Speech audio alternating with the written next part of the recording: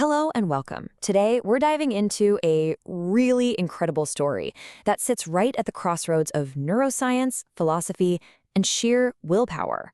It's about how one individual, Dennis Verhage, had to forge a whole new identity, not just as a lifestyle choice, but as an absolute necessity to overcome some profound neurological challenges and literally rewire his own brain. So let's just kick things off with a massive question. Can an abstract idea, can philosophy actually change the physical stuff your brain is made of?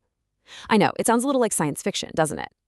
But as we're about to see, the answer is a huge, resounding yes, provided that philosophy is actually put into action. To really get this journey, we have to start at the very beginning.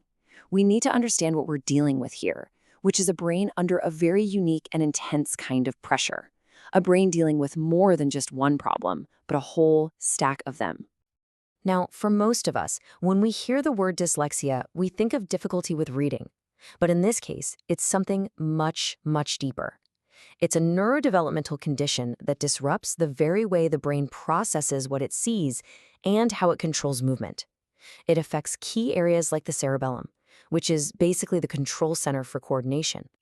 And then, on top of that, you have to add what the source material calls juggernauts, and that is such a powerful word for these. Think of them as severe traumatic events or deficits that just wreak havoc on motor and visual development. They're like these neurological earthquakes that force the brain to make all these faulty or maladaptive connections, really just to survive.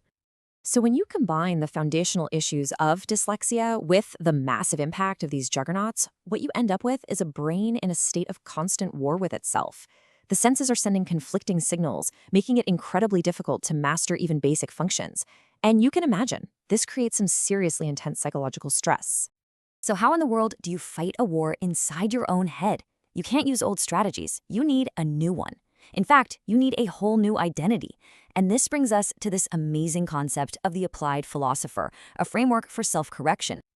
And here's the absolute key difference. Abstract philosophy, the kind you read about in books, it asks why. But an applied philosopher, they ask how. It's not about just thinking about concepts. It's about turning those concepts into concrete strategies that can actually change your reality. It demands action. And this approach isn't just random. It's guided by some really powerful intellectual tools. First up is prismatic cognition.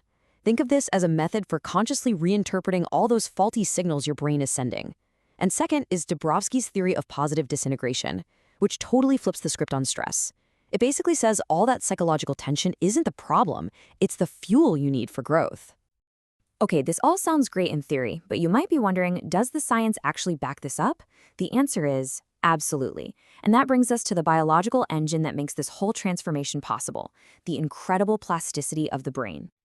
The key mechanism here has a big name, experience-dependent neuroplasticity. But it's a long phrase for a really simple and beautiful idea. Your brain physically changes based on what you do and what you experience. It's like walking in deep snow. The more you walk the same path, the deeper that path gets. Well, neuroplasticity is the brain's amazing ability to intentionally start stomping out new, better paths. And this right here is probably the most hopeful message in all of neuroscience. Your brain is not a fixed, unchangeable machine you're just stuck with. It's more like clay. And with targeted, deliberate actions, you can literally spark the growth of new neural pathways and reorganize its entire structure.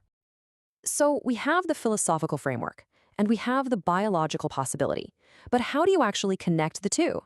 Well, this is where we get to the applied part of being an applied philosopher. This is where we turn theory into real, tangible, physical action. And the interventions here are super specific. First, there's bimanual manipulation. That's just a technical way of saying doing exercises that use both hands to retrain coordination. Second, there are sensory integration exercises, which are all about getting the senses to work together in harmony again. And third, there's the cognitive work, actively and consciously reframing experiences through reflection. And this is where it all just comes together so perfectly. You can see the direct line from the abstract idea to the physical action. You take Dabrowski's philosophy about using tension for growth, and you put it into practice through those bimanual exercises to literally reorganize pathways in the cerebellum. You take prismatic cognition, and you apply it through reflective practice to make your brain more cognitively flexible. It's a completely integrated system. So, what is the ultimate result of all this work? Well, it's not just about fixing some problems. It's much bigger than that. It's about forging an entirely new identity and achieving true self-mastery. You see, by truly adopting this identity, a fundamental shift takes place. All those challenges, the dyslexia, the juggernauts, the sensory conflict, they're no longer just things that happened to you. They become the raw material that you use to proactively build yourself. You actually gain agency over your own neurobiology. There's a powerful quote from the source material that just captures this transformation perfectly. This synthesis transforms vulnerability into power, turning adversity into a crucible for profound self-evolution and resilience. It's really about taking your weaknesses and forging them in fire to become your greatest strengths. And that leaves us with one final thought.